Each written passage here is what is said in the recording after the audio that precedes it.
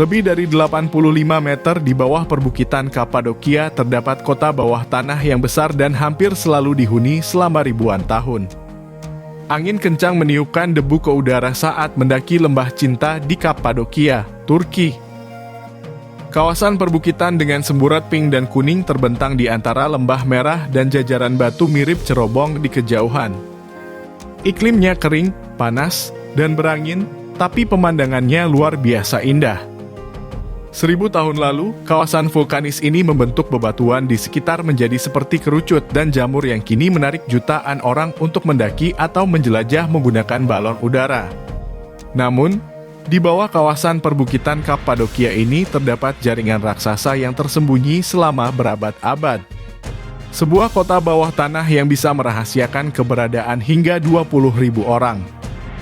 Kota Kuni Elengubum atau yang sekarang disebut Derinkuyu, terletak lebih dari 85 meter di bawah permukaan tanah dan mencakup 18 terowongan berbeda.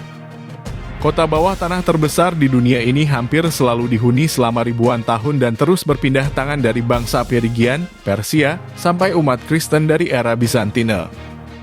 Kota tersebut akhirnya ditinggalkan pada 1920 oleh orang-orang Yunani Kapadokia saat mereka mengalami kekalahan pada Perang Yunani-Turki dan berbondong-bondong kabur ke Yunani.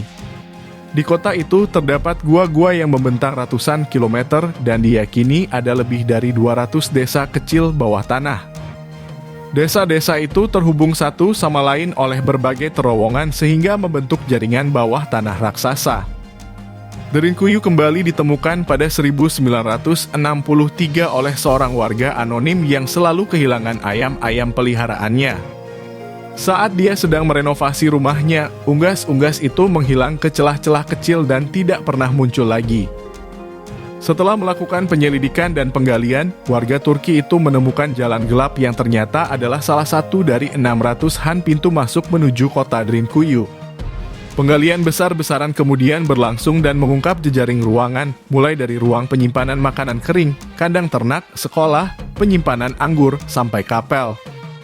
Kota bawah tanah itu lantas ramai dikunjungi para turis dan pada 1985 dimasukkan ke dalam daftar warisan dunia UNESCO.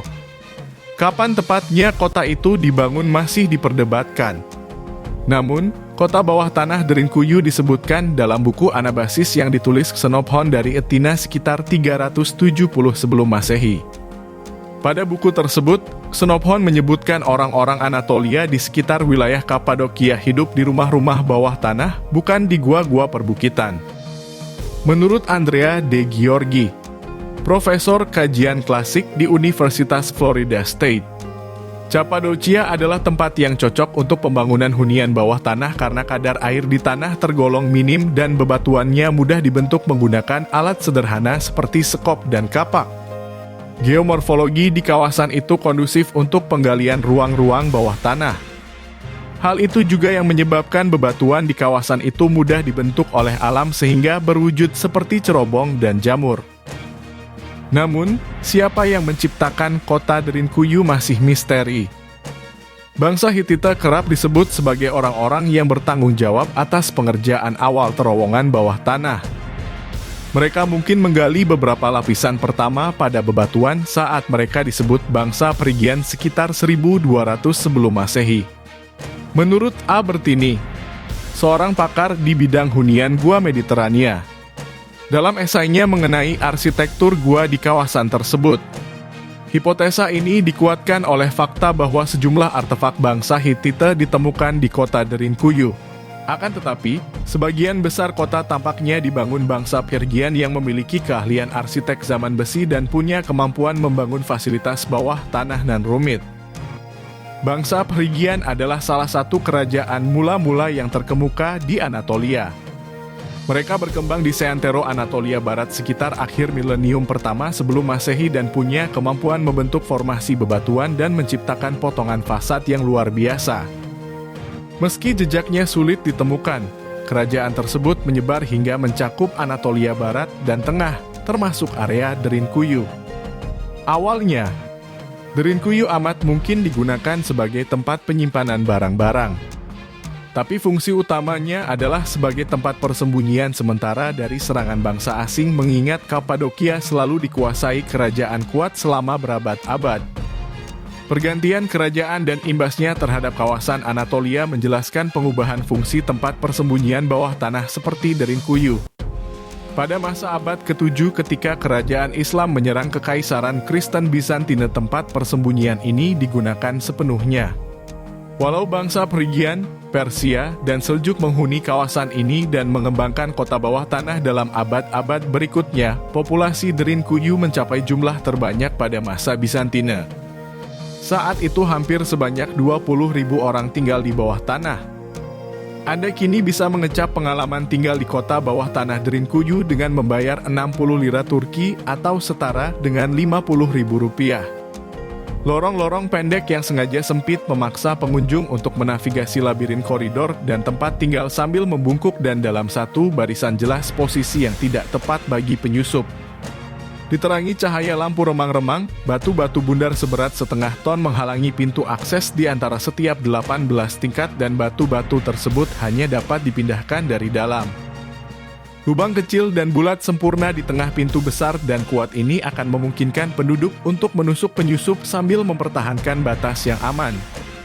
Kehidupan di bawah tanah mungkin sangat sulit, penduduk buang hajat di dalam toples tanah liat tertutup, hidup dengan obor, dan membuang mayat di daerah yang disepakati. Setiap tingkatan kota dirancang dengan hati-hati untuk penggunaan tertentu. Ternak disimpan di kandang yang paling dekat dengan permukaan untuk mengurangi bau dan gas beracun yang dihasilkan oleh ternak, sekaligus memberikan lapisan penghangat untuk bertahan pada bulan-bulan dingin. Lapisan dalam kota berisi tempat tinggal, gudang bawah tanah, sekolah, dan ruang pertemuan. Ada pula sebuah sekolah misionaris Bizantium tradisional di lantai 2, lengkap dengan ruang belajar yang berdekatan. Menurut De Giorgi, bukti pembuatan minuman anggur didasarkan pada keberadaan gudang bawah tanah, tong untuk pengepresan, dan amphora guci tinggi bergagang 2 dengan leher sempit. Kamar-kamar khusus ini menunjukkan bahwa penduduk Derinkuyu siap menghabiskan waktu berbulan-bulan di bawah permukaan tanah. Namun, yang paling mengesankan adalah sistem ventilasi yang kompleks dan sumur terlindung yang memasok seluruh penduduk kota dengan udara segar dan air bersih. Bahkan, diperkirakan bahwa konstruksi awal Derinkuyu berpusat pada 2 elemen penting ini.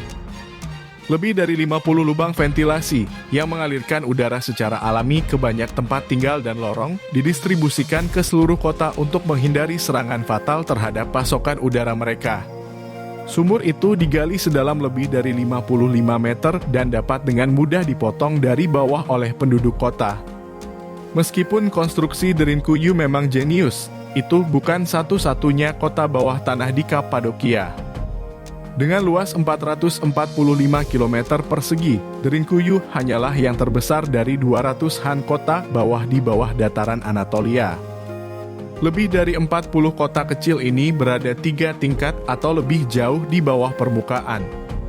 Banyak yang terhubung ke Derinkuyu melalui terowongan yang digali dengan hati-hati, beberapa lainnya membentang sepanjang 9 km.